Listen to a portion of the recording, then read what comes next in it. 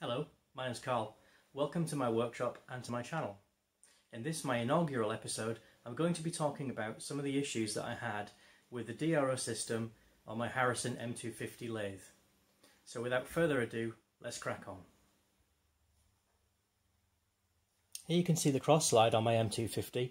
It's currently got a Sino glass scale fitted to it. Previously, when I first bought the DRO system, I had a magnetic scale on there, but it started to play up a little bit. It was getting quite jittery and it never seemed to really be working as well as I would have liked, so I replaced that with this glass scale. Now I naively assumed that the pinouts would all be the same on these DRO glass scales and magnetic scales, and when I plugged it in, it didn't work. So I had to do a bit of probing with an oscilloscope and a multimeter to find out what the pins were and what signals were on each pin, so I could work out how to connect this up. And that's what this video is going to be about.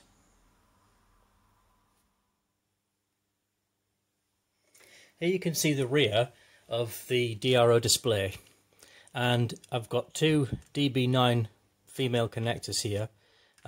This one here is for the X-axis or the cross slide, and this one, which is plugged in, is the Z-axis. Now, what I had to do was remove the shell from this connector and put my oscilloscope on various different pins on the back here and work out what connections I needed to make on the new glass scale so that I could get it to work. So what we'll do now is we'll have a look at how these glass scales actually work and what kind of outputs we can expect to see from them, and then we'll discuss how I found which one of these pins was which.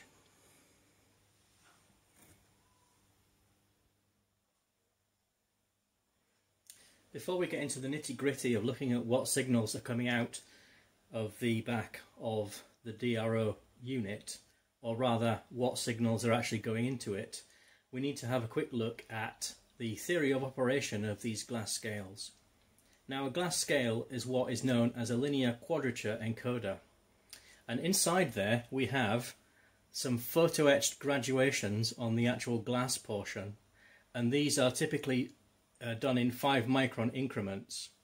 If you've got a really good glass scale on a surface grinder or something like that, there might be 1 micron, and these set the resolution. They're detected by 2 photodiodes in such a way that we end up with 2 signals that are 90 degrees out of phase, and hopefully on this diagram I've tried to draw it so you can see you've got 2 square wave outputs, pulse trains essentially, and they are 90 degrees out of phase with each other. Now, the level or amplitude of these signals is 5 volts typically, what we call TTL levels, and this is known as a single-ended setup. That means that there's 1 signal for A and 1 signal for B. Important points to note here are that A or B can lead by 90 degrees depending on the direction, so that's how the unit knows which way we're moving the scale, and the number of pulses equals the distance moved.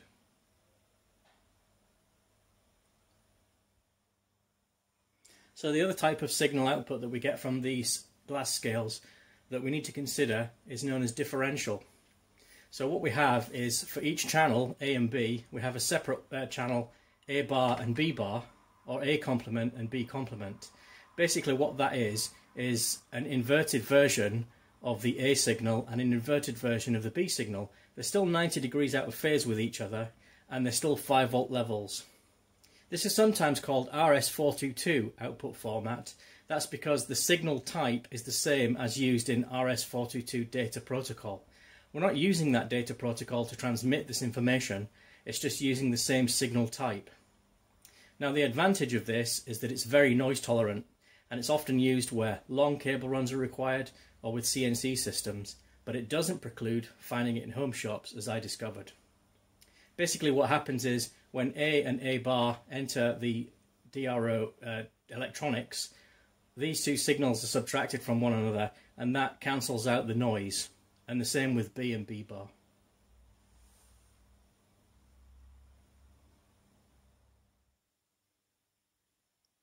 Now, all glass scales output a 3rd signal, which we call the Z, or index signal. Now, this outputs a pulse at specific points during the scale travel.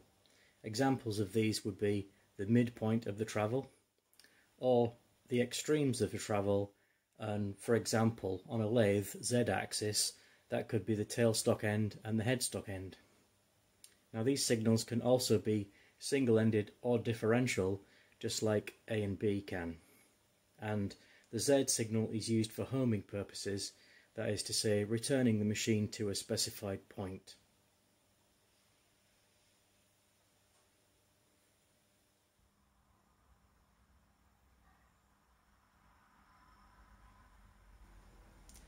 Okay, so now we've had a look at the types of outputs that we can see from glass scales. We can have a look at what we've actually got on the systems that we're dealing with. So what I've drawn up here is a DB9 connector viewed from the front on the pins, and I've labelled the pins up from 1 to 9. So what I'm referring to there is a connector like this. Now you've probably seen these on what my son would refer to. In the olden days, computers used to use these for RS-232 communications, and they're quite ubiquitous on electronic equipment even now, and they're certainly almost universally used on your generic Chinese DRO systems. So when I bought the oscilloscope, it came with a manual that had some pinouts, and what I found from that was that pin 1 was not connected. Pin 2 is the 0 volt line and is black, or the conductor is black. Pin 3 is not connected. Pin 4 is the screen, which uses the braid around all the conductors. Pin 5 is not connected. Pin 6 was channel A, and that's the green conductor. Pin 7 is the 5 volt supply, and that's the red conductor. Pin 8 is channel B, that's the orange conductor. And pin 9 is channel Z, that's the white conductor. So once I'd looked at this, I then drew myself up a table as I've drawn here. So I've got my EMS international scale from the Z-axis, which I used as the example of what I've actually got on my system. And I now know what the functions are, but at the time I didn't. So on the EMS international scale, pin 1 is an orange conductor, 2 is white, 3 is red, 4 is not connected, 5 is black, 6 is blue, 7 is brown, 8 is grey, and 9 is green. Now on this, the screen was going to the shell, and what I mean by that is, if you look at again at the DB9 connector, the shell is the metal portion of the connector that the screen was soldered to. So because we had that screen to the shell and we've only got one not connected pin, that means we've got an extra 3 conductors on the EMS international scale that are wired into the DRO unit. And now that leads me to believe that this unit is a differential output type. And if we look at these colours, they don't really bear much relation to this, which goes back to what I said before about how there doesn't appear to be any common standard regarding colour coding or pinouts with these DRO systems. However, that said, if we look at the sino scale, we know that pin 2 is the 0 volts and that's the black conductor. Pin 7 is the 5 volt supply and that's red. Now most people will appreciate that in any piece of electronic equipment, usually red and black are the power. So if we look on this one, the EMS International one, we can see that pin 5 is the black and pin 3 is the red. So I would bet my bottom dollar that pin 3 and pin 5 are the power. And when I went to check this, I put my multimeter on those pins, and indeed they were the 5 volt supply. So what we'll do now is we will get the oscilloscope and we'll have a look at probing these pins and finding out what outputs we're getting and where A, B and Z are, and then we can map this across onto the sino scale so we can desolder this and solder it up so it will actually interface properly with our EMS International DRO display unit.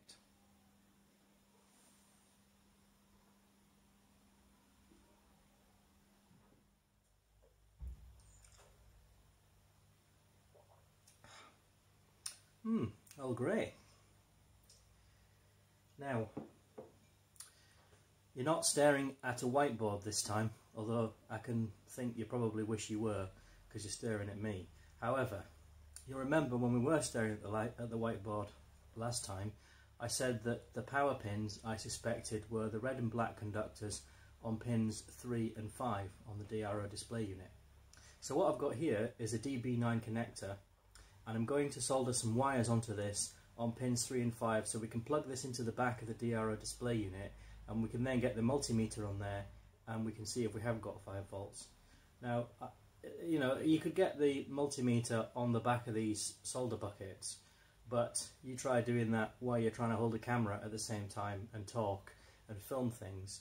I'm not an ambidextrous octopus, so I can't really do that. So we'll solder some wires on here, and then we'll get a good connection. Now I know what you're thinking. Is that vise big enough? Maybe not.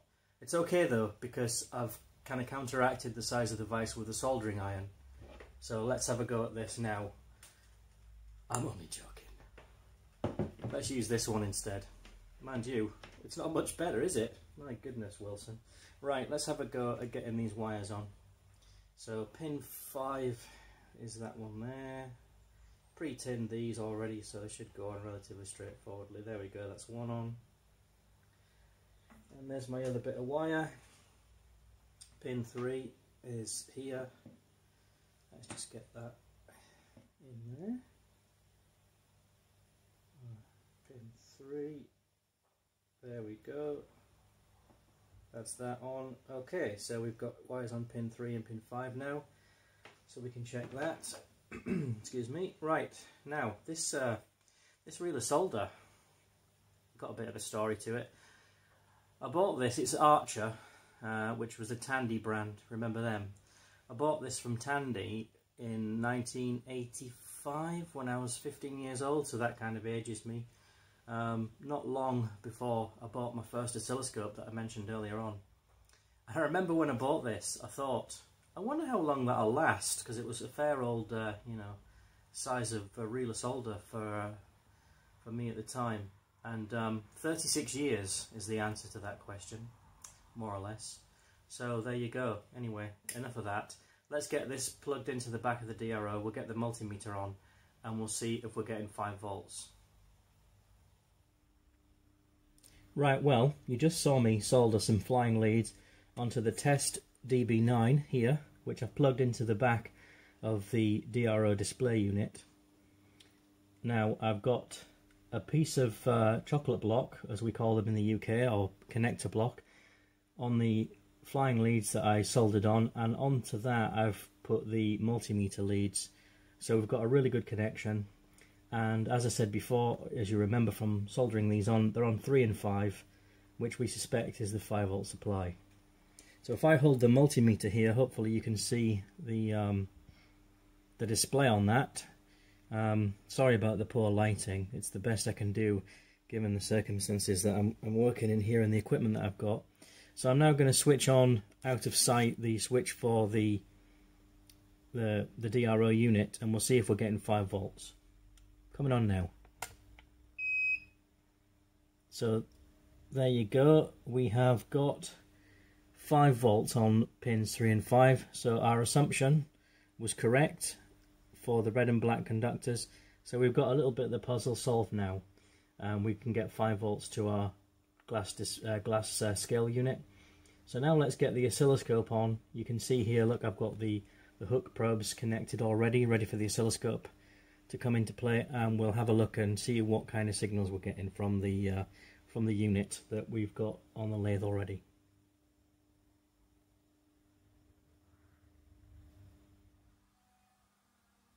Here's the oscilloscope that I used to probe the signals from the glass scales and to do all the troubleshooting. It's made by a company called SaneSmart, and it's a DS202 digital storage oscilloscope. That means that you can actually take a snapshot of the readings and then you can have a look at them later on, or download them to a PC and have a look at them. Now, I can remember when I bought my first ever oscilloscope, I was 17 years old, and it was about £100, and I bought it from an old second-hand or surplus electronic supply shop, which sadly you don't seem to find anymore. And it weighed about a ton, and I had to lug it home on the bus, and it didn't have anything like the sort of features that this one's got. So things really have come a long way in 30 odd years. Now this comes with two different types of probes. This is the ×1 probe, which is a normal kind of oscilloscope probe. ×1 refers to the impedance. Now I would definitely advise you, or rather I would encourage you to read about oscilloscopes and impedance of probes and that type of thing elsewhere, because it is an interesting subject, but it's outside the scope of this video. Now what I'm going to do is show you a trace on the A trace, which is the sort of the turquoise one, or the bluey grey one there. And you can see on here, or hopefully you can see, I've got channel A set to 1 volt per division, and the time base, which basically will give us shows us the width of the trace. That's what that controls. It's set to 0.2 milliseconds. Okay, so I'm going to just put this in now to the test signal port, which I've got on the side of here. If I can make it work, there we go.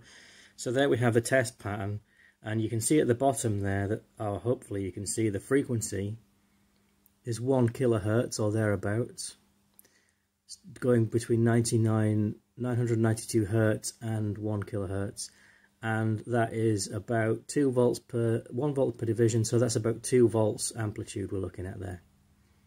So this is a double trace oscilloscope, going back to the olden days there, as my son would say. It's a double trace oscilloscope, so you've got two input ports on the side of here, one for channel A and one for channel B, as you can see there, hopefully.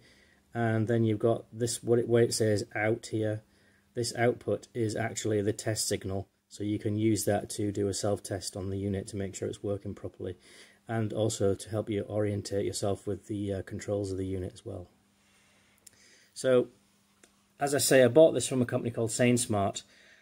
I got it for a reasonable outlay. It wasn't ridiculously expensive, and you can get different types of these. There are lots of different versions of this sort of idea, some from Banggood and other Chinese kind of import places. And you can also get little units that you can plug into a laptop, and you can get an oscilloscope display on your laptop as well. They're very handy for troubleshooting signals in the workshop.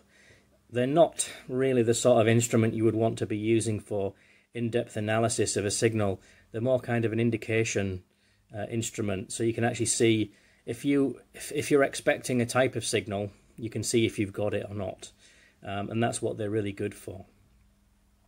And it certainly helped me with the problem that I had with the DRO. Now, in the background there, you can see a multimeter. That's the other tool that I used for troubleshooting the issues that I've had with the DRO, to find the 5 volt supply. Everyone knows what they look like. If you've got a workshop, you've probably got 1 or 2 of these. I've got several that I've collected over the years. Now, looking at that 1x probe, that wasn't particularly convenient for looking at the signals, or rather going onto the back of the DB9 for the signals on the DRO. So what I used instead was these things. It's the same connector, mini BNC, that goes into the oscilloscope connections, and then you've got these little hooks that pop out when you press the button. The thing's beeping at me there now. It wants me to turn it off. Don't know if you can see that very well, actually. There we go. You can see just about see it, the hook coming out there. So that you can connect that, or you can hook that onto the connectors on the DB9, the solder buckets on the back of the DB9. And that's really convenient and really handy for testing signals on things like DB9 connectors and test posts on printed circuit boards and that type of thing. Now, I did say about how I'd advise you to read up on oscilloscopes elsewhere. If you're going to do that, I would highly recommend. This is an excellent book. If I could just get it all in shot. There we go. It's a Bernard Babani book. Now, these books are famous and have been for years. Babani electronics books. They've taught the world electronics. These are incredibly well known in the UK. This one's How to Use Oscilloscopes and Other Test Equipment, and it's a handy little book. It's not you know, a telephone book. It's not like a huge tome, but it gives you all the basic information and lots of useful hints and tips on using oscilloscopes. and this book was written by a man called R.A. Penfold. Now, R.A. Penfold is basically the L.H. Sperry of electronics. I suppose you could probably put R.H. Waring into the hat for that particular title, but he's definitely up there. So if you're going to do anything with an oscilloscope and you're not really sure of what you're doing, then I would definitely pick this little book up. They're dirt cheap, and you can usually get them secondhand, and your local library might have one as well. But yeah, the Babani Electronics book's excellent, and this one especially when it comes to oscilloscopes. So now that we've discussed the oscilloscope and we've had a look at it and we've seen what it can do and the basic idea of it, we'll connect it up to the glass scale and we'll see what kind of outputs we're getting.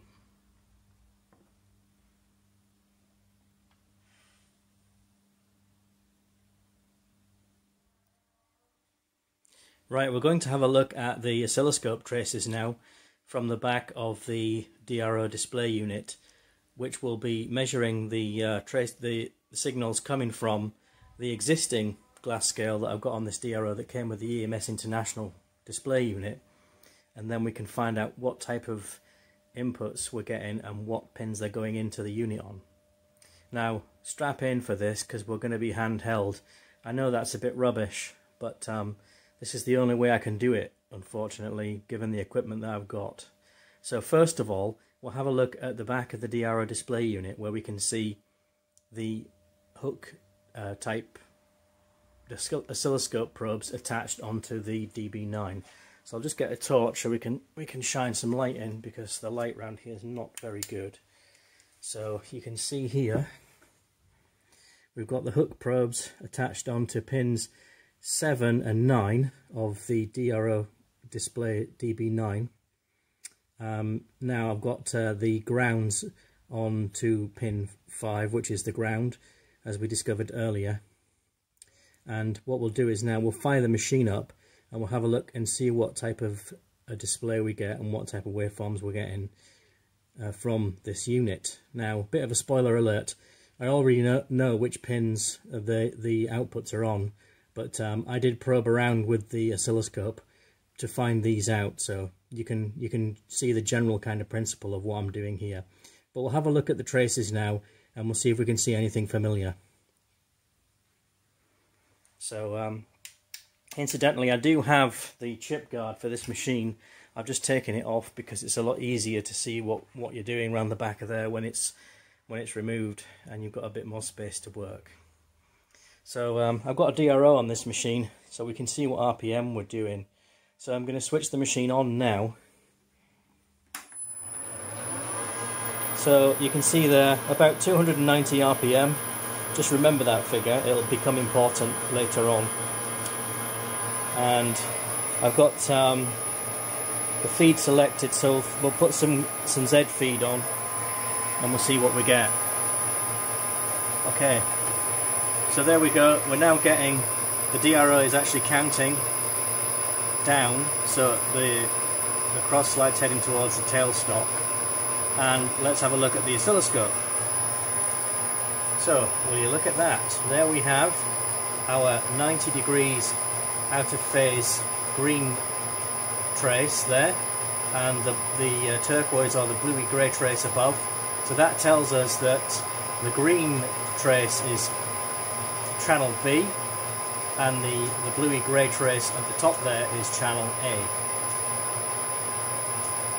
So we now know that pin 9 is channel A and pin 7 is channel B. And if we look at the bottom there, we can see we have a frequency of about 100 Hertz, 101 Hertz is saying there. So remember that as well. And we can also see that we've got about 5 volts amplitude there on the square waves, which is what we expect to see. So once again, just remember that 100 Hertz, and I'll explain why I want you to do that shortly. So we'll switch the feed off now, and we get a flat line again. And we'll switch off the machine, and we'll have a look at what I mentioned earlier, which was I had suspicions that the actual DRO glass scale that I've already got on this lathe is a differential output one. So let's see if that is indeed the case. So we'll just swap the wires over now off camera, or the probes rather, and we'll have a look at that. Right, so we're around the back of the DRO display unit again.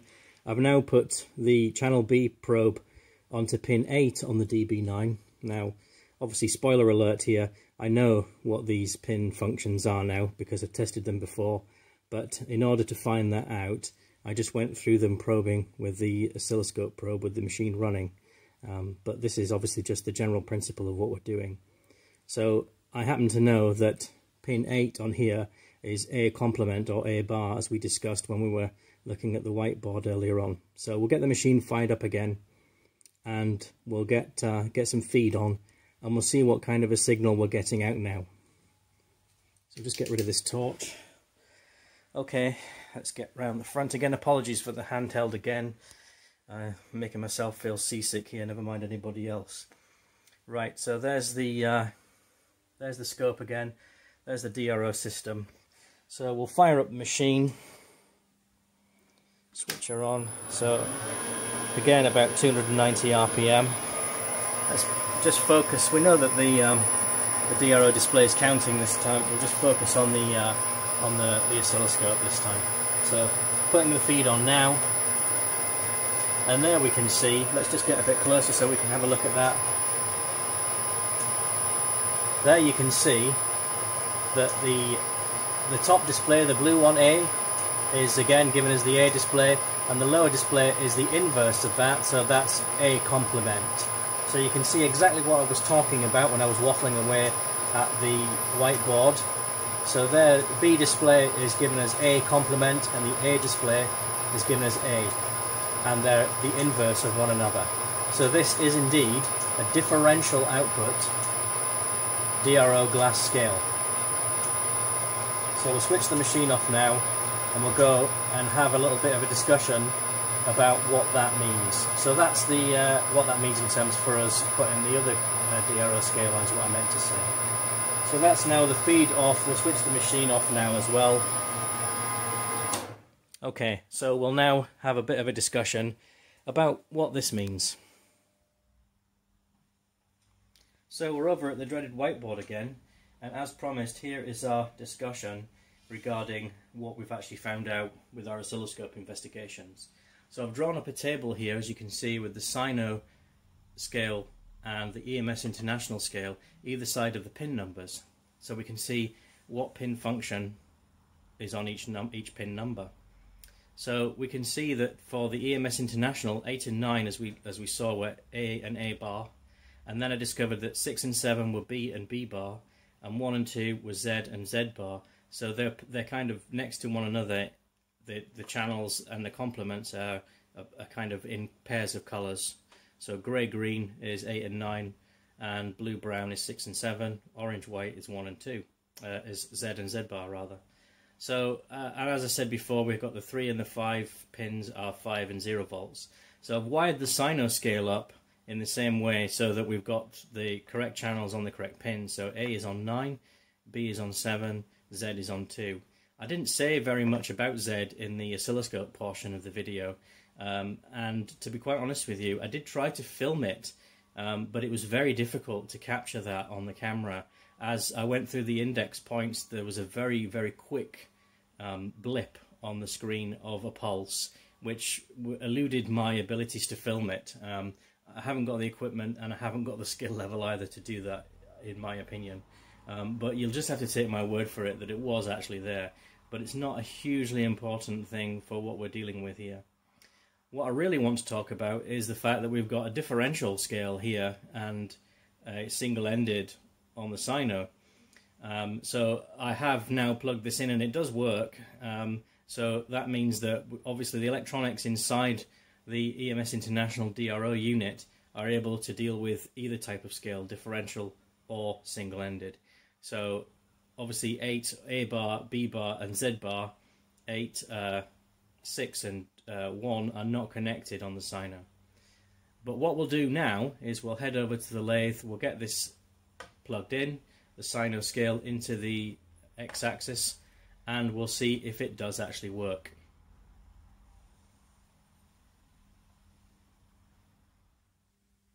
So the first thing I need to do is to issue an apology, because I'm handheld again, I'm afraid. But here we have the X-axis oscilloscope connector DB9 with its shell fitted. So let's plug this into the back of the DRO unit and let's see if it works. Right, round the back we go. No crazy torch this time. We'll plug that in, if you can see that, there we go, get it in there. Butterfingers, there we are, it's in. Right, we'll switch this on now and we'll see if it works. It's beeping, so there we go, it's going through its self-test. And we'll 0x, just to be on the safe side, there we go. So there's the scale, and let's turn the cross slide and see if we get some movement. There we go. It's definitely working. And we'll go back. So it works.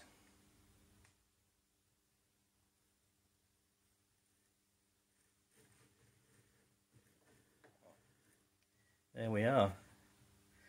Perfect.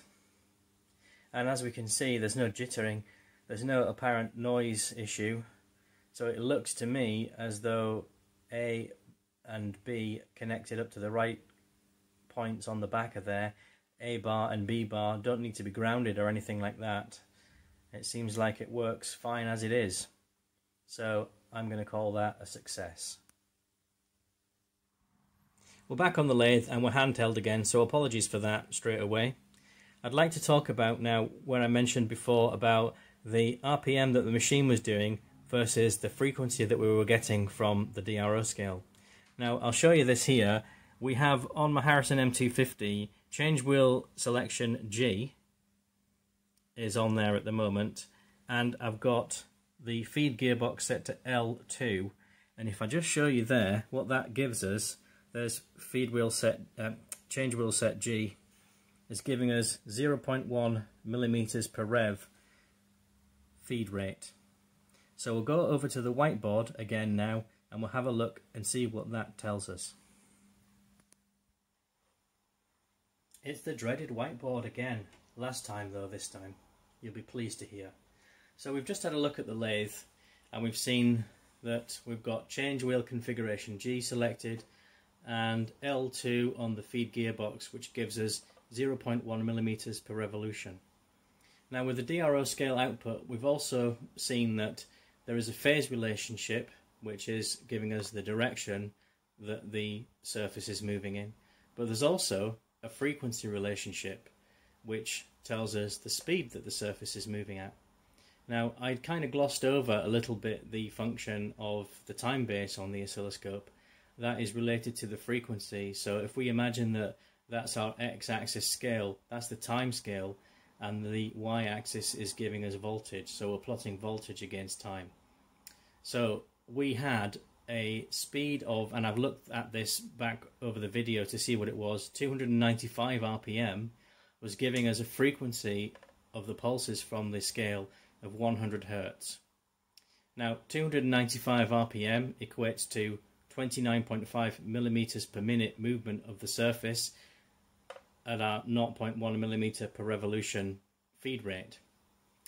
So that equates to 0.491 millimeters per second.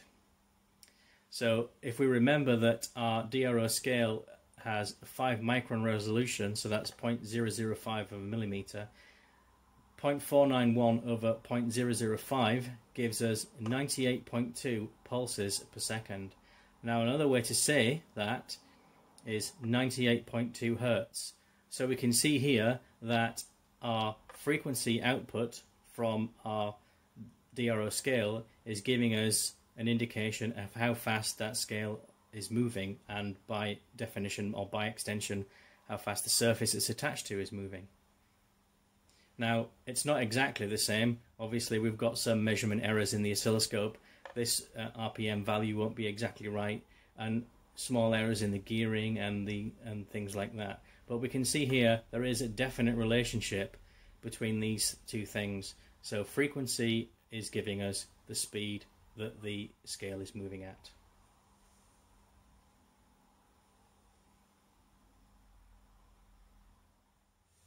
Well, we've reached the end of my first ever proper YouTube video. I hope you enjoyed it, and I hope you gained something from it as well. One of the things that I was thinking of when I decided to produce a video like this and try and start a channel was, there are a large number of UK-based workshop channels now, and can I add anything new to that? I hope that by showing you how to fault find a DRO using an oscilloscope, I've managed to do that. I did try and think of a snappy name for the channel, but I couldn't come up with anything clever, so I'll just use my own name, Carl Wilson, and I think I'm in fairly good company there, just using my own name for the name of the channel. Please like and subscribe if you've enjoyed what you've seen here today, and more importantly, if you've found something useful. I hope you have. And if you know anyone else that likes YouTube workshop videos, please share it with them. My poor camera skills and the horrendous lighting that I've got in here notwithstanding, I really would like to try and grow this channel and try and make something good out of it. So please watch out for further videos. I'm going to be doing some more in the future, and I hope to see you next time. Take care of yourselves, and Merry Christmas.